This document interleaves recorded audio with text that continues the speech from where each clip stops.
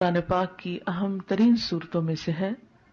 اسے ہر جمعہ پڑھنے کی تاکید ہے. جو شخص اسے ہر جمعہ کے روز پڑھے اس کے بارے میں نبی صلی اللہ علیہ وسلم نے فرمایا کہ جو جمعہ کے دن اس کی تلاوت کرے گا تو آئندہ جمعے تک اس کے لیے ایک خاص نور کی روشنی رہے گی، یعنی اللہ تعالیٰ اسے اپنی طرف سے ایک خاص روشنی عطا کریں گے. اسی طرح اس کی ابتدائی 10 آیات اور آخری 10 آیات کی فضیلت احادیث میں بیان ہوئی ہے کہ جو ان کو یاد کرے گا اور پڑھے گا وہ فتنہ دجال سے محفوظ رہے گا. تو اس کے لیے ہم یہ کر سکتے ہیں کہ ابتدائی 10 آیات کو بھی زبانی یاد کر لیا جائے اور آخری کو بھی. تو دن کی کسی نماز میں اگر ان کو پڑھ لیا جائے تو اس طرح انشاءاللہ وہ فضیلت جو اس کی حاصل ہو سکتی ہے وہ ہو جائے گی.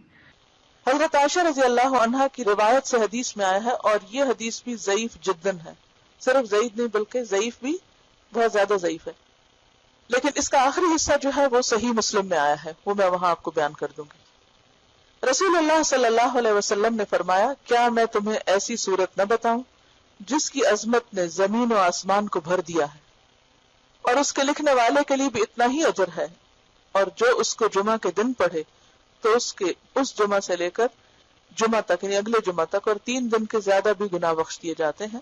اور جو آدمی سوتے وقت اس کی آخری 5 آیتیں پڑھے تو وہ رات کے جس حصے میں بھی اٹھنا چاہے گا اللہ اسے اٹھائے گا.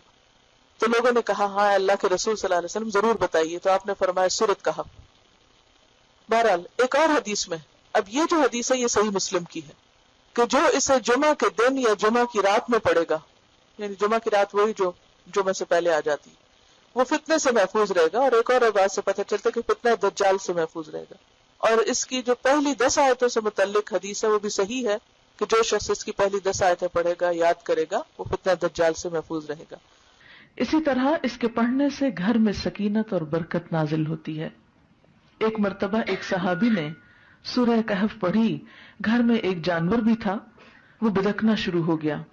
انہوں نے غور سے دیکھا کہ کیا بات ہے، یعنی میں قرآن پڑھ رہا ہوں اور قرآن پڑھنے سے تو ظاہر ہے سکون نازل ہوتا ہے، یہ جانور کو کیا ہو گیا جو اچھل کود کر رہا ہے. تو انہیں ایک بادل نظر آیا جس نے انہیں ڈھانپ رکھا تھا. صحابی نے اس واقعے کا ذکر حضور اکرم صلی اللہ علیہ وسلم سے کیا تو آپ صلی اللہ علیہ وسلم نے فرمایا اسے پڑھا کرو، قرآن پڑھتے وقت سکینت نازل ہوتی ہے. ہمارے گھرانوں میں سکون کیوں نہیں رہا؟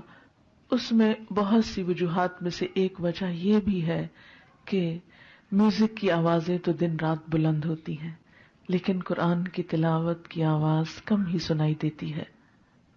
اس کے لیے میں یہ سجیسٹ کروں گی کہ ایک تو قرآن پاک کا کچھ نہ کچھ حصہ نماز فجر کے بعد بلند آواز سے تلاوت کیا کریں کہ آپ کے آس پاس کی چیزیں سنیں، آپ کے گھر کے افراد سنیں، در و دیوار سنیں، کیونکہ جہاں جہاں تک قرآن کی آواز جائے گی وہ سب چیزیں آپ کے حق میں گواہ بنے گی.